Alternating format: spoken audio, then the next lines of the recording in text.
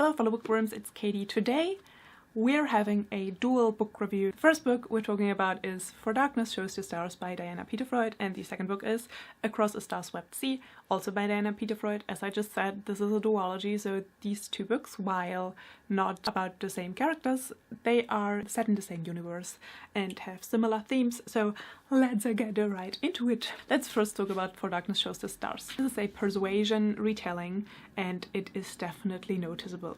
We follow Elliot North, who is a Luddite. That means they're basically royalty in this world, and they have resisted the reduction which happened hundreds of years ago. And that was an event where people tried to tamper with their genes. It went horribly wrong and left most of the population of humanity mentally disabled. Now, however, there have been posts born to reduced, which means there are mentally normal babies born to reduced servants. Basically the reduced are basically the servants of the Luddite, and Kai, Elliot's childhood friend, was one of them. He ran away 4 years ago while Elliot stayed behind on her family's farm because she has the responsibility to care for the people on the farm, which her father and her sister do not care for. Elliot faces the dire need to get to some money because winter is coming. She needs to be able to feed the people on her farm and provide for them. She rents out her grandfather's property and then has to discover that one of these posts, now living in her grandfather's estate, is Kai, her childhood friend. That's for the plot.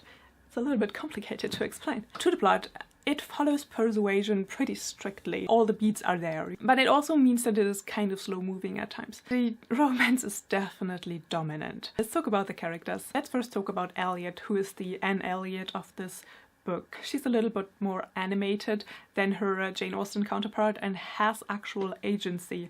She takes action on her own, which I really appreciated. I also really enjoyed her inner conflict, which is pretty nicely done. I could definitely see her motivations. So let's talk about Kai, who's the Captain Wentworth counterpart to Jane Austen's novel. He's meaner than Austen's novel, like he's a real jerk to Elliot most of the time, which is the reason why I was a little bit meh about the romance. His internal struggle and his gradual change, they were also a little bit meh. So by the time the book ends, by the time they are together, I just was a little bit unconvinced of his motives. You know what I mean? I wanted to rescue my girl Elliot at that point. The family are basically the antagonists. We have Elliot's controlling and abusing father, and he is the resolution and reason for character growth for Elliot. And we have Elliot's sister, Tatiana, who is kind of like this silly girl under her father's thumb, and did not really enjoy that there were no consequences for Elliot's father, because he's an abusive ass and he needs to rot in jail. And I hate that he just got away unscathed. And that's just my personal thing that I have with this kinds of storylines with abusive parents, because dear lord, can we just stop excusing their behavior? Let's talk about the world building. It's a dystopian world in which a form of slavery is dominating the form of government. The world is actually pretty simple in itself, like humanity was dumb as shit and tried to tamper with their genes, and then they wiped out most of the population of Earth and made it quite uninhabitable. So basically humans are dumb. That's not a surprise.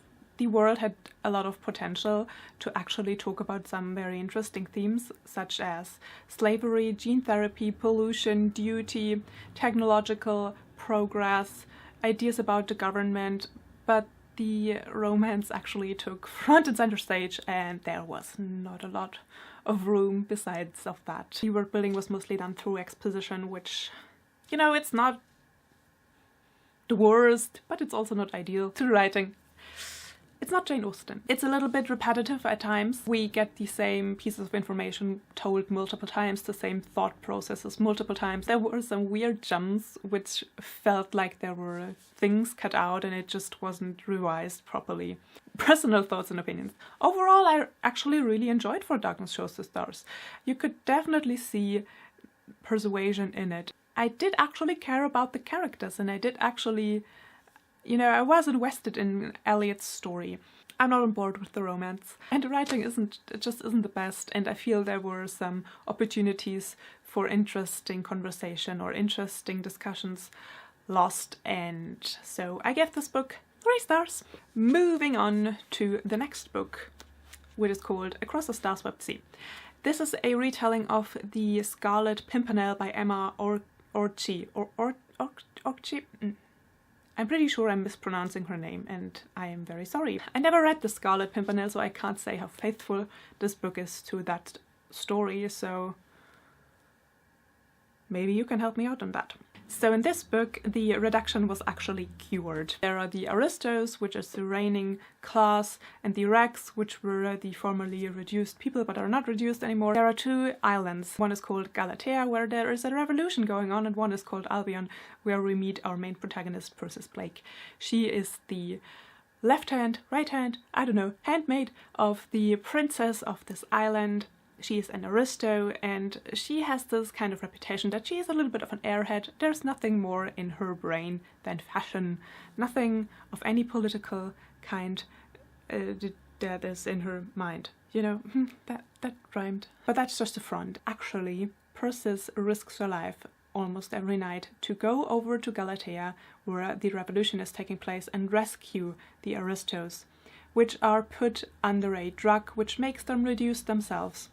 So she brings them over to Albion, and on one of her trips she picks up a Galatean scientist called Justin Halo. When he comes over to Albion, the princess decides that it would be the best thing that they could do, that Persis and Justin kind of entered this fake relationship. Persis and Justin are in this fake relationship, and both of them kind of suspect each other to be more than they seem, or at least Persis suspects Justin to be a Galatean spy, while Justin just thinks Persis is a dumb airhead, and Persis tries to, you know, keep it that way. She tries to conceal her activities as the Wild Poppy, the infamous spy.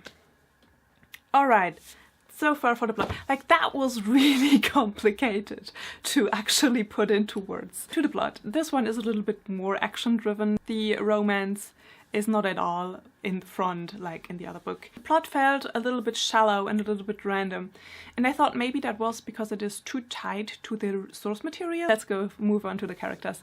Let's talk about Persis. I really enjoyed her character. She is beautiful and smart and self-confident and surprisingly complex. She does have some internal struggle, and we see different layers of her. Okay, let's talk about Justin. Pretty much a stereotypical moody, broody love interest. All of the characters, I can definitely say, are authentic, and I was on board with the romance this time around. I really enjoy Justin and Persis' dynamic and how they get to know each other and how they gradually discover that maybe there's more to the person than what they seem at first. My only gripe really is with the villain, because it's not really a person, it's more like the revolution and the spirit of the revolution getting out of hand, and the revolution doing more damage than actually good for the people. I guess Vanya, Justin's cousin, is one of the villains, but she was a bit one-dimensional, a little bit ridiculous, to be honest. I couldn't take her seriously. Now let's talk about the world building.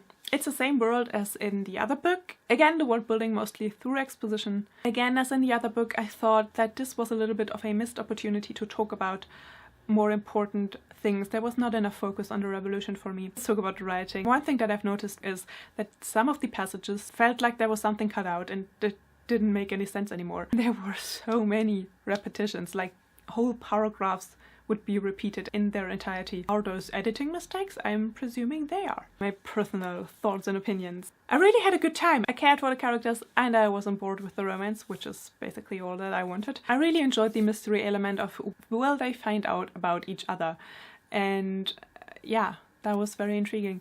However, I think the writing and the world could have been better, and I gave Across the Stars Swept Sea 3 stars. I really enjoyed them for what they were.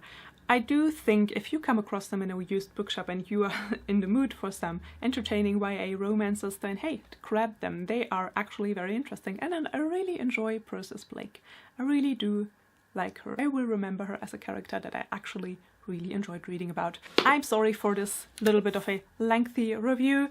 I hope you enjoyed it, and I hope you're reading something magical and wonderful, and I will see you soon. Bye!